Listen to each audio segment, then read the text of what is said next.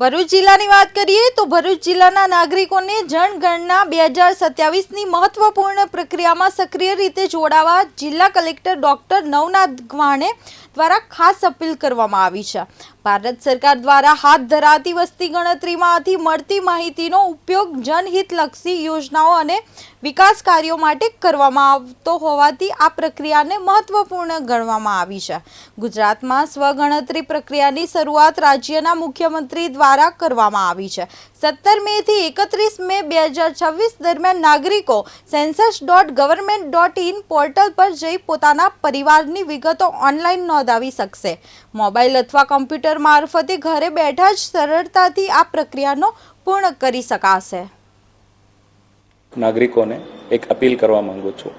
ભારત સરકાર તરફથી જનગણના 2027ની એક્સરસાઇઝ અત્યારે ચાલુ છે। આ એક્સરસાઇઝને સૌથી મહત્વનો તબક્કો સેલ્ફ એન્યુમરેશનની ફેઝ 31 મે 2026 સુધી ચાલશે।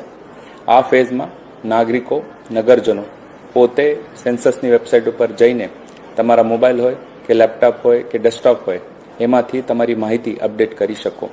એ માહિતી પછી તમને એક આઈડી મળશે। એ આઈડી જ્યારે અમારું એન્યુમરેટર તમારા ઘરે આવશે એમને બતાવી શકો। આ એન્યુમરેટર પછી એને ક્રોસ ચેક કરશે અને સેન્સસની એક્સરસાઇઝ અપડેટ કરશે। આ બધાએ એક મહત્વની જો કામગીરી છે એમાં આપણે બધાએ સહભાગી થઈએ, સહકાર આપીએ અને જે સૂત્ર છે જનગણનાથી જનકલ્યાણ એને સાર્થ કરીએ।